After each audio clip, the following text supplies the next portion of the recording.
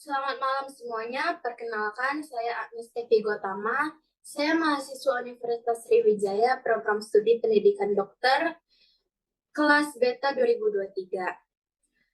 Pertama-tama, saya ingin mengucapkan terima kasih kepada teman-teman semuanya yang telah meluangkan waktunya untuk menghadiri Zoom materi edukasi mengenai kesehatan jasmani. Saya mau share screen dulu.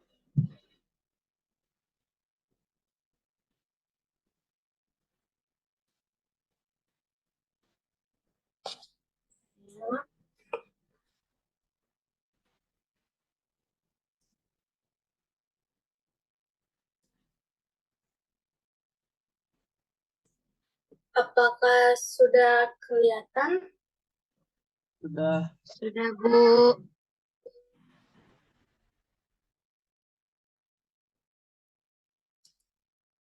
Oke, sebelumnya mungkin beberapa orang itu belum tahu atau ada juga yang udah tahu tentang apa sih sebenarnya pengertian dari kesehatan jasmani itu.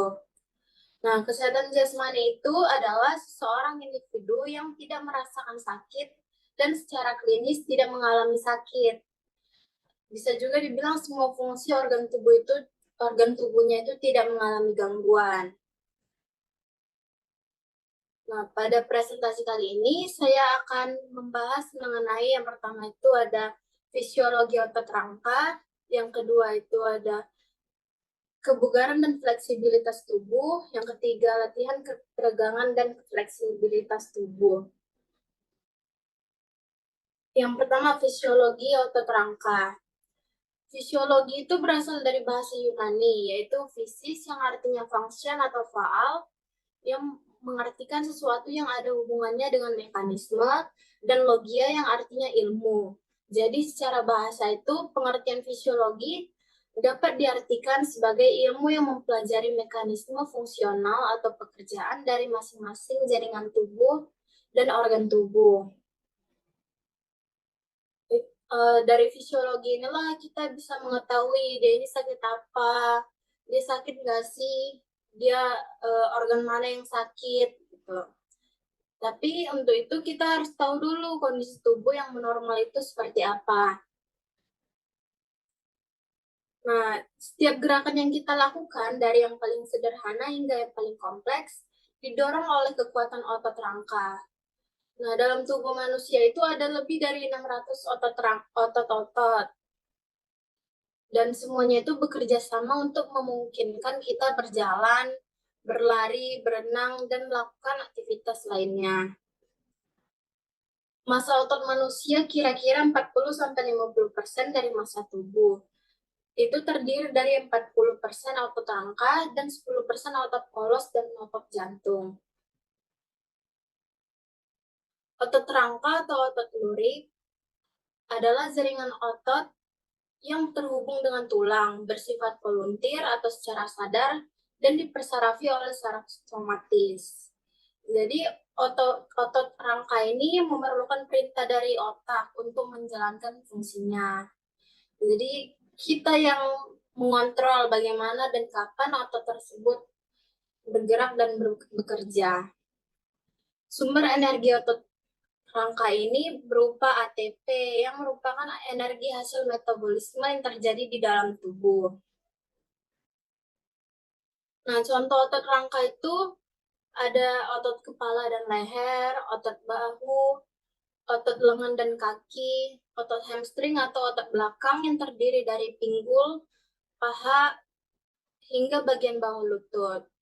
Jadi sejujurnya tuh otot rangka itu bisa ditemukan di semua area tubuh.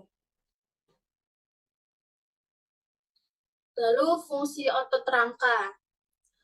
Fungsi otot rangka itu merupakan bagian penting dari sistem muskuloskeletal. Dia untuk mengunyah dan menelan, memperluas dan mengecilkan rongga dada ketika menarik dan membuang nafas, menjaga postur tubuh, untuk bergerak, melindungi sendi dan menahannya dengan pada tempatnya, lalu untuk menghasilkan panas tubuh. Nah, otot rangka itu Kenapa disebut otot rangka? Karena otot rangka itu melekat pada rangka atau tulang. Tapi ada juga yang melekat hanya di satu sisi tulang, contohnya otot lidah. Tapi ada juga yang tidak melekat sama sekali, contohnya anus. Lalu ujung otot yang melekat pada tulang disebut tendon. Tendon yang melekat pada tulang yang tidak bergerak disebut origo, sedangkan yang melekat tapi tidak yang dapat digerakkan disebut insersio. Lalu komponen otot rangka. Itu ada sarkolema, yaitu membran serabut otot. Di dalam sarkolema itu terdapat sarkoplasma. Sarkoplasma itu adalah matriks yang terdiri dari unsur intraseluler yang ada di dalamnya, mengandung protein seluler seperti mitokondria, yaitu untuk menghasilkan ATP, retikulum sarkoplasma, dan miofibril. Miofibril ini merupakan struktur thread-like yang berjumlah banyak yang mengandung protein kontraktil. Miofibril ini disusun oleh dua tipe filamen. Dua tipe filamen protein yaitu filamen tebal yang disusun oleh protein myosin dan filamen tipis yang disusun oleh protein aktin. Nah, di dalam aktin ini terdapat lagi tambahan protein yaitu troponin dan tropomyosin. Lalu itu molekul ini berukuran kecil di dalam otot, namun memegang peran penting dalam regulasi proses kontraksi otot. Lalu miofibril. Miofibril itu dapat terbagi lagi menjadi segmen-segmen yang disebut sarkomer, yang dipisahkan oleh garis Z, yaitu sebuah struktur protein tipis. Sarkomer ini memiliki dua bagian utama, pita A yang mengandung filamen, miosin, dan cenderung gelap, dan pita I yang mengandung filamen aktin dan cenderung terang. Zona H itu yang di tengah-tengah, yaitu area di tengah sarkomer, di mana filamen miosin tidak bertumpang tindih dengan filamen aktin. Lalu mitokondria itu ada di antara dan sejajar dengan miofibril. Inilah yang menunjukkan bahwa kontraksi miofibril memerlukan sejumlah ATP yang dihasilkan oleh mitokondria.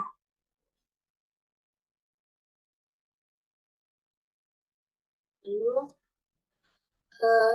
otot rangka itu dibentuk dari beberapa jaringan, jaringan saraf, pembuluh darah, jaringan ikat, dan sejumlah serat otot. Dia berdiameter 10-80 mikrometer. Otot rangka itu terdiri dari 3 lapisan, yaitu yang paling luar, epimysium, itu berfungsi untuk membungkus otot. Lalu perimysium untuk membungkus satu fasikula. Lalu yang paling dalam itu lapisan endomysium yang berfungsi untuk membungkus sel otot atau sarkolema. Jadi di dalam perimysium itu terdiri dari beberapa fasikula. Nah, lapisan perimysium inilah yang berfungsi untuk memisahkan satu fasikula dengan fasikula yang lainnya. Lalu di dalam satu fasikula ini terdiri dari beberapa sel otot. Nah, jadi lapisan perimysium itu, kalau yang tadi yang membedakan fasikula yang satu dengan fasikula yang lain itu epimysium. Kalau yang membedakan satu sel otot dengan satu sel otot yang lainnya itu lapisan perimysium. Dan kalau yang untuk membedakan satu miofibril itu kan di dalam sel otot itu terdiri lagi dalam beberapa miofibril, dan yang membedakannya itu lapisan endomysium. Terus selanjutnya mekanisme kontraksi otot. Kontraksi otot adalah proses kompleks yang melibatkan serangkaian tahapan yang terkoordinasi dengan baik. Pertama-tama, impuls saraf tiba di neuron motorik. yang kemudian melepaskan muatan listrik. Selanjutnya, transmitter asetilkolin dilepaskan di end-plate motorik, memungkinkan pengikatan asetilkolin ke reseptor asetilkolin nikotinik. Lalu, proses ini mengarah pada peningkatan konduktasi ion natrium dan kalium di membran end plate yang menghasilkan pembentukan potensial end plate. Potensial ini memicu pembentukan potensial aksi di serabut-serabut otot. Lalu, selanjutnya yang kemudian menyebar ke dalam di sepanjang tubulus T. Tubulus T itu tubulus transversus. Selanjutnya terjadi pelepasan kalsium dari sisterna terminalis reticulum sarcoplasma, serta difusi kalsium ke filamen tebal dan tipis. Kalsium ini mengikat troponin C yang membuka tempat pengikatan miosin di molekul aktin. Hal ini memungkinkan pembentukan ikatan silang antara aktin dan miosin pada pergeseran filamen tebal pada filamen tipis. Akibatnya terjadi gerakan otot yang dihasilkan dari kontraksi yang telah terjadi. Lalu mekanisme relaksasi. Proses relaksasi otot itu merupakan serangkaian tahapan yang terjadi setelah kontraksi otot untuk mengembalikan otot ke keadaan istirahatnya.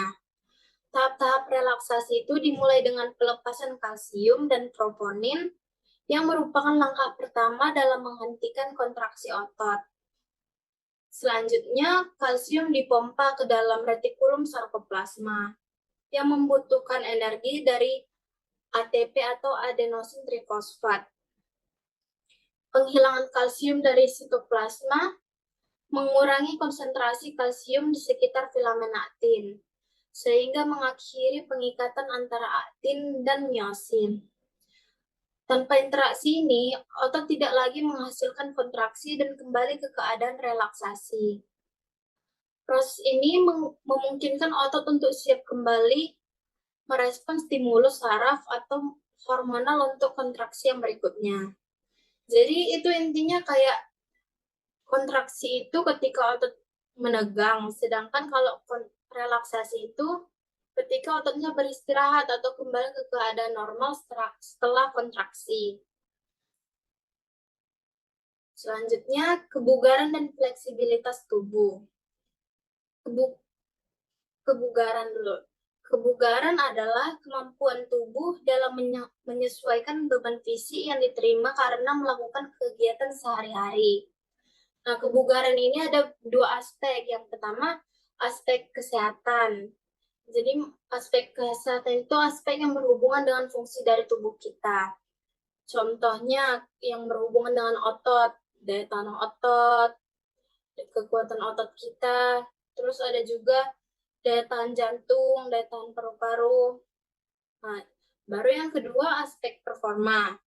Itu maksudnya di sini tuh performa itu lebih berkaitan dengan yang namanya skill seperti kelincahan, fleksibilitas, kecepatan, dan juga koordinasi. Lalu fleksibilitas. Fleksibilitas itu adalah kemampuan untuk menggerakkan sendi dengan leluasa pada seluruh ruang geraknya. Jenis fleksibilitas itu ada dua juga, yaitu fleksibilitas statis adalah ruang gerak pada suatu sendi. Contohnya, mengukur luas gerak persendian tulang belakang dengan cara sit and reach. Lalu yang kedua, fleksibilitas dinamis, yaitu kemampuan seseorang dalam bergerak dengan kecepatan yang tinggi. Contohnya adalah gerakan pada saat melakukan teknik-teknik pencak silat. Lalu, selanjutnya, latihan dan peregangan fleksibilitas tubuh. Peregangan adalah bentuk latihan fisik pada saat otot atau tendon tertentu sengaja ditekuk atau diregangkan untuk meningkatkan elastisitas otot dan mencapai tonus otot yang nyaman. Jadi itu hasil dari peregangan itu bisa peningkatan fleksibilitas. Nah, jenis-jenis peregangan itu ada yang pertama, peregangan statis, di mana seseorang mempertahankan satu posisi gerakan dalam durasi tertentu. Contohnya memiringkan tubuh ke satu sisi, itu untuk meregangkan otot punggung. Contoh yang kedua, jenis kedua, peregangan dinamis, yaitu di mana gerakan tertentu dilakukan secara berulang hingga beberapa kali. Contohnya, memutar lengan secara berulang kali untuk melenturkan otot leher. Yang ketiga, peregangan aktif. Peregangan yang melibatkan kontraksi otot yang bertentangan dengan otot yang ingin dilemaskan, tanpa bantuan alat atau orang lain. Misalnya, kita mencoba untuk meluruskan kaki ke atas dalam posisi tidur telentang. Yang keempat, peregangan pasif, yaitu peregangan di mana seseorang menggunakan bantuan dari luar tubuh sehingga meminta bantuan orang lain atau menggunakan alat. Itu untuk mencapai peregangan yang diinginkan. Contohnya, meregangkan otot kaki menggunakan tali. Yang kelima, peregangan isometri, yaitu peregangan yang melibatkan daya tahan sekelompok otot di sekitar otot yang ingin ditegangkan. Contohnya mengangkat kaki tinggi-tinggi, kemudian mencoba menggerakkan ke arah kaki yang berlawanan. Yang keenam, peregangan balistik, yaitu gerakannya itu agak mirip dengan peregangan dinamis, tetapi gerakan balistik ini lebih nyentak gitu, sehingga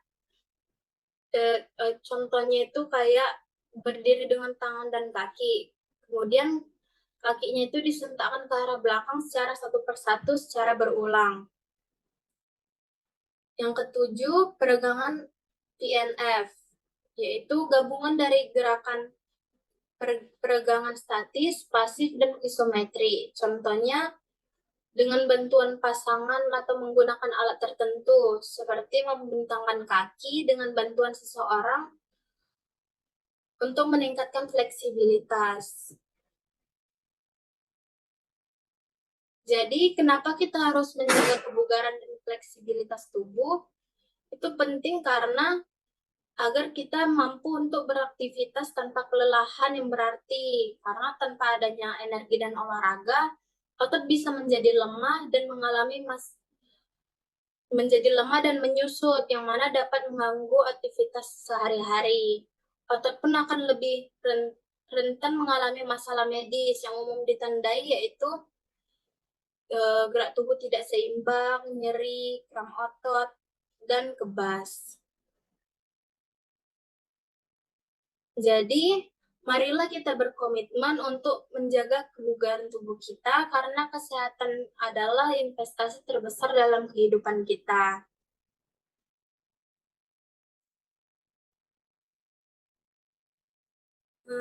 Baiklah, karena ada keterbatasan waktu, jadi saya akan membuka sesi tanya jawab itu sebentar saja. Saya beri 3 detik untuk raise hand. 1, 2, 3. Oke, jadi karena nggak ada yang bertanya, jadi saya akan menutup sesi tanya jawab ini dan akan menutup Zoom ini. Zoom mengenai kesehatan jasmani, dan juga terima kasih kepada teman-teman yang sudah meluangkan waktunya dan berpartisipasi dari awal hingga akhir. Mohon maaf apabila ada kesalahan kata. Selamat melanjutkan aktivitasnya dan boleh meninggalkan Zoom ini. Terima kasih.